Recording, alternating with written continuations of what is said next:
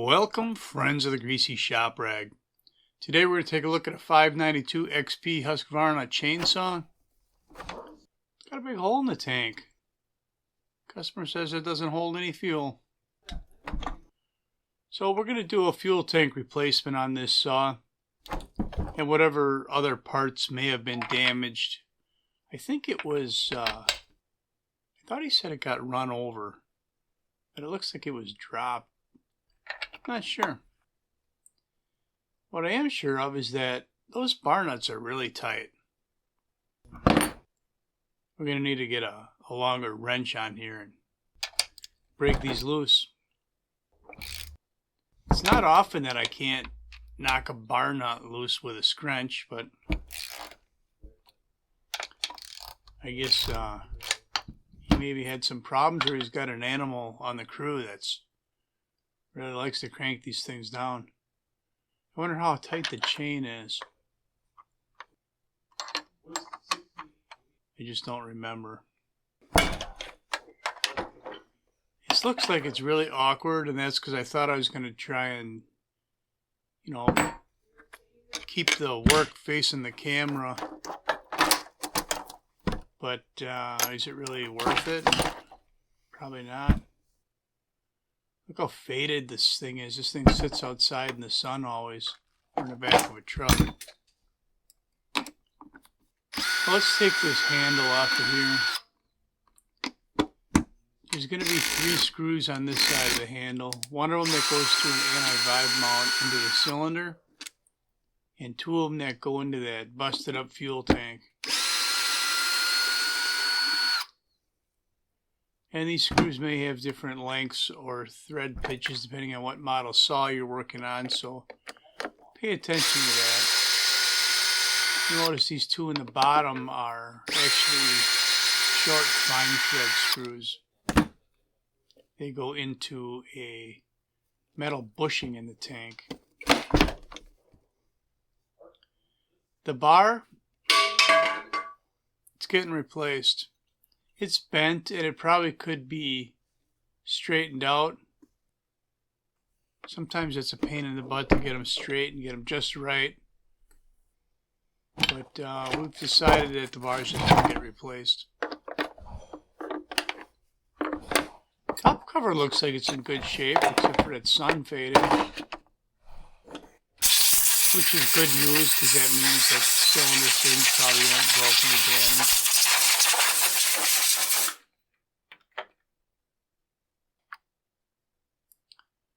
So in order to replace this tank, I will have to disconnect the fuel lines that come out of it. First thing I'm doing is unhooking the throttle cable. I'm putting slack in the linkage on the carburetor and then pulling the ferrule out of the holder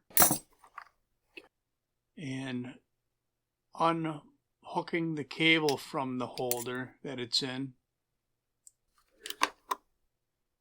And now I want to remove the fuel line that comes from the tank, the one with the filter on it.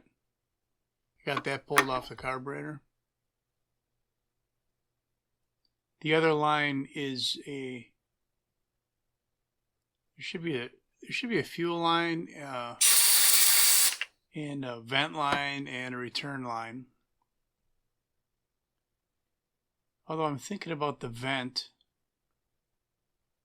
We'll see when we get the new tank.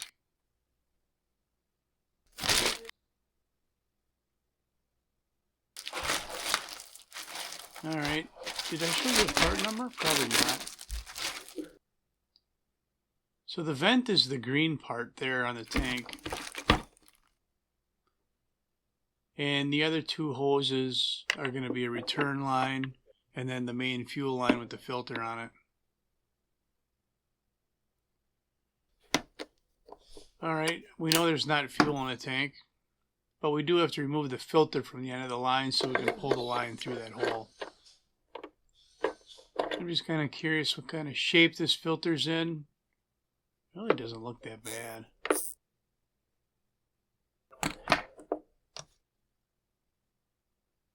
sometimes you get a pretty good idea of the maintenance level by looking at how dirty the fuel filter is. Most places will blow out an air filter, but not dig into the fuel tank. So I'm just popping the lines out of the tank. One of them is just pushed in. That's the return line. It just pushes in and ends, and the other one pushes in and has the filter on the end of it.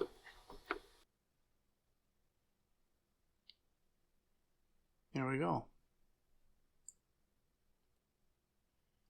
All right, up front, we have to remove a screw out of the anti-vibe spring. It's got the chain catch on it. And then we have an anti-vibe spring on the other side of the saw, but we also have a throttle cable that passes through the middle here.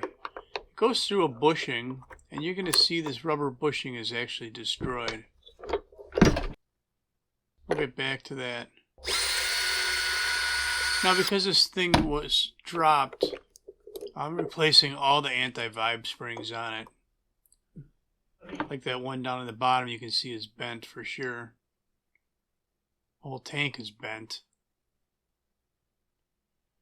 So here's that bushing, and it tore. And I don't have another bushing. So we're going to put this in together with the old bushing, and when I order one in, I'll have to replace it. So there are a few pieces that got to get swapped over. That little buffer. This little protective cover. Kind of nice that it came loaded with all the trigger parts. The only piece that's not on there is this little side grip. Seems kind of weird that they'd put all the trigger parts in there, but not this cheap little plastic grip. But whatever, we'll take it.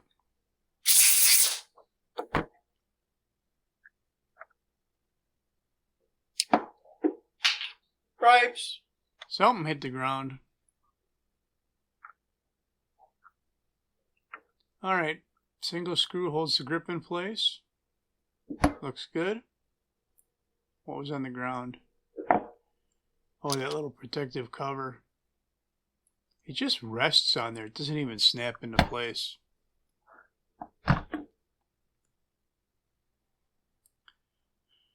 Alright, anti-vibe spring up front. There's our new spring.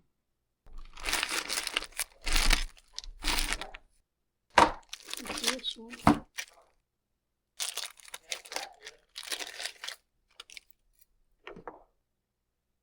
Yeah, look how bent that other one is.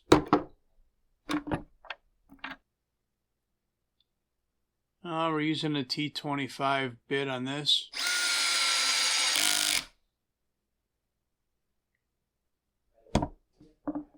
That looks good, nice and straight now.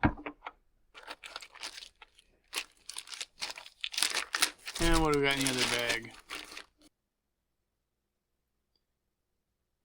Another anti-vibe mount. This one's got a little cable on it, a limiting strap. And if it wasn't for the limiting strap, this would go on very easily. The limiting strap, you know, you got to add an extra step here, and you'll see in a little bit.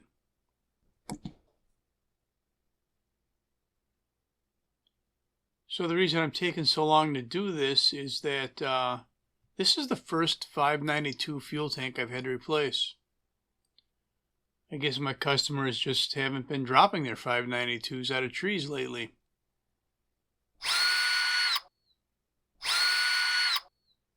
So there's a screw that comes in from the top that releases the mount. But the limiting cable, it's kind of tucked in, and you can't see it right now because there's so much schmutz on this thing. But I know I'm going to have to remove that tray or at least loosen it up. So let me go clean this mess up here a little bit.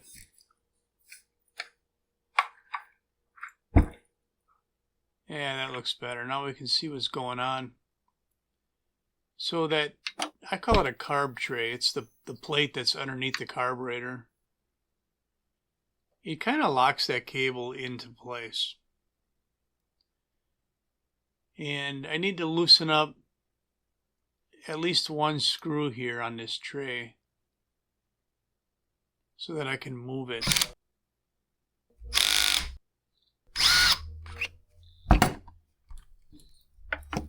So I just loosened it up. I didn't even remove the screw. And I didn't want to remove it because it's kind of buried in there. And if you saw I had the driver in there on kind of an angle, it might have been hard to put that screw back in. But with it just loosened up a little bit, I can flex that tray enough to remove the old limiting strap and put the new one into place. Now I can easily just reach down there and snug that screw back up. Here we go.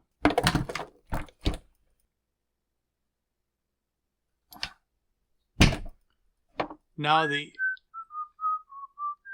guess I must be happy or something, huh? Now that we have that cable in place, we can run the single screw down into the anti-vibe mount.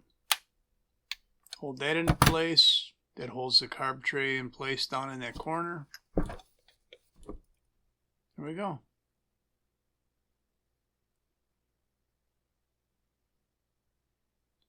Alright, we got our fuel lines dangling there. We're going to start by kind of getting the tank close. And then we're going to put our chain catch and screw up front just to locate everything so it doesn't fall apart while we're trying to put these fuel lines in.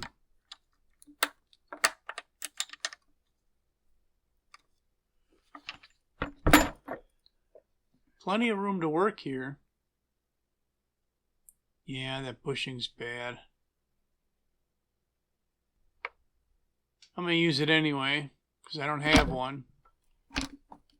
I'll have to get a couple of them ordered in.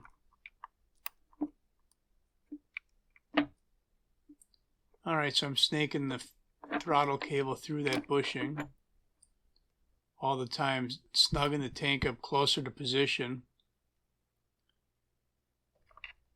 And here's our fuel line.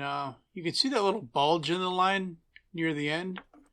That's a magnet designed to pick up any metal particles in the fuel tank. So we push that through the larger of the two holes, I believe. And then this is the fuel return line from the purge bulb. And that just gets pushed in to the tank. It would be easier if I would have put some kind of lubricant on it. But I thought maybe I'd get lucky and it would just push in there. This tool that I'm using now to push it in, it's a snap-on tool, but it's actually, it came with a radiator hose removal kit. So it's kind of rounded and no sharp edges on it. Works pretty good for this.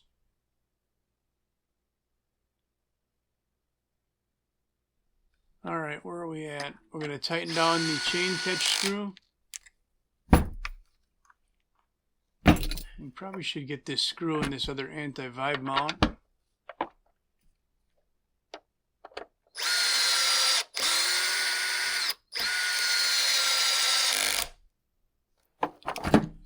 And then we're going to pull that fuel line. Just make sure it's seated properly.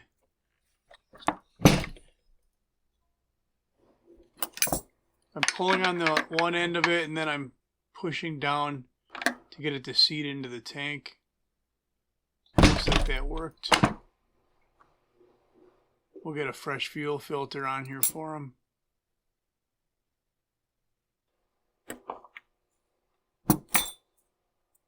There we go.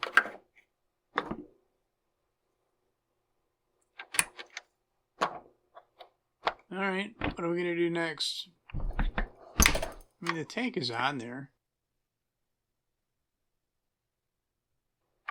Fuel lines and throttle cable have to be attached yet.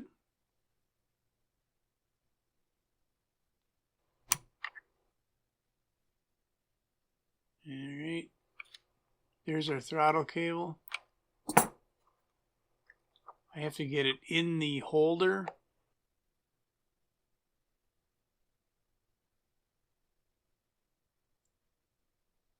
I don't know if you can see what I got going on there, but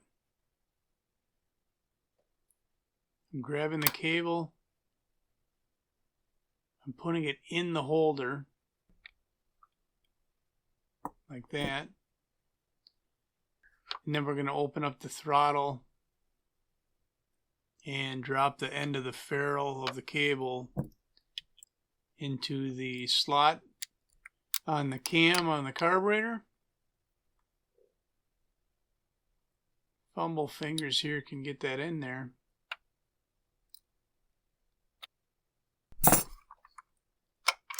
There we go.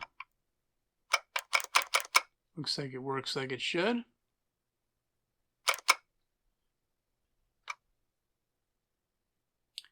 I don't know what the hand gesture was about, but when I make these videos, I probably look like a moron to the other guys in the shop. I'll tell you. Because I've talked to myself just to make notes for editing. And sometimes when I'm talking to myself, I must be making hand gestures as well. I just edit that speech out of the videos while I'm making them.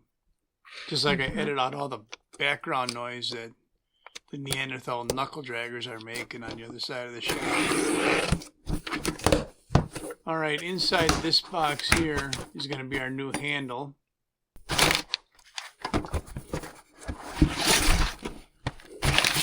And some hardware.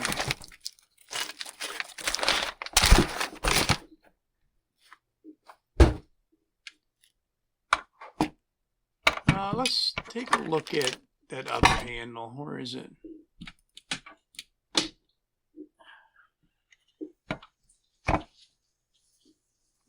You can see it is bent, and it probably wouldn't have been too hard to straighten this.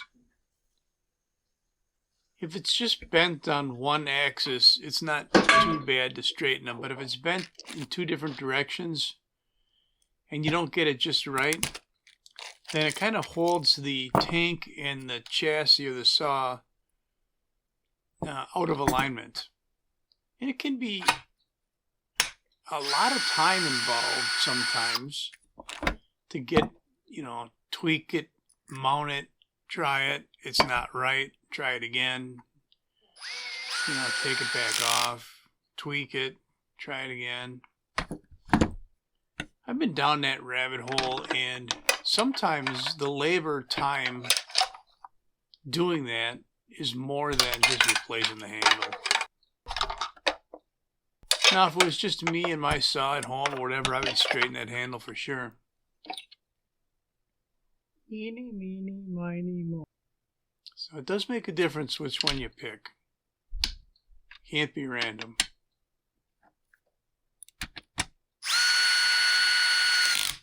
There we go. The two core screws are going to go down here. Yeah, that one hit the ground. Let's try that again.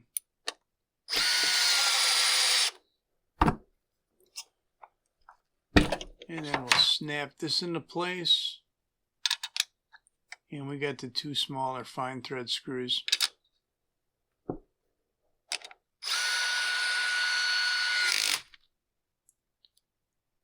A lot of Huskies just have coarse thread screws going into plastic here, but this one's got some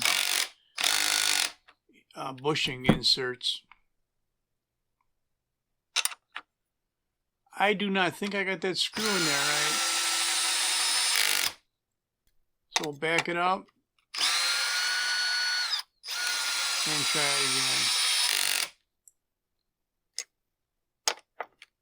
again. Alright. That looks good. Double check the tightness on everything.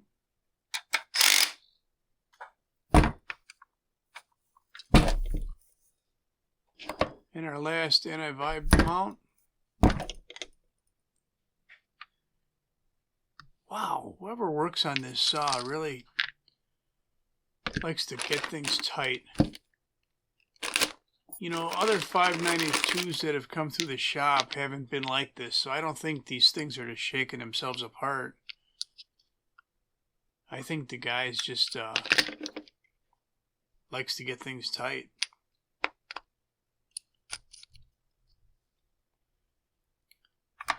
Oh, that new air filter is gonna help this thing a lot.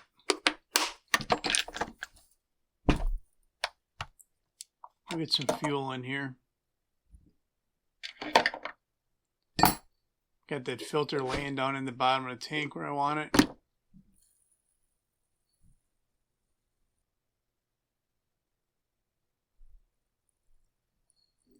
Big tank for a big saw.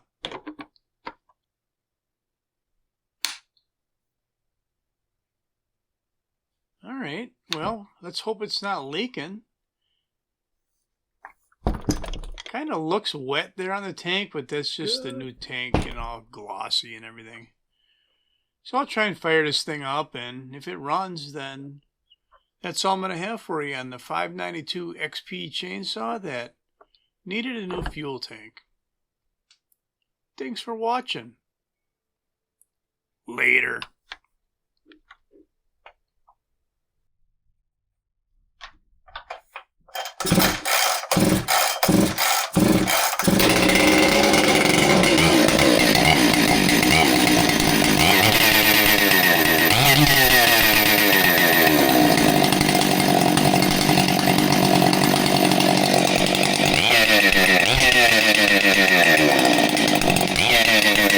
Yeah.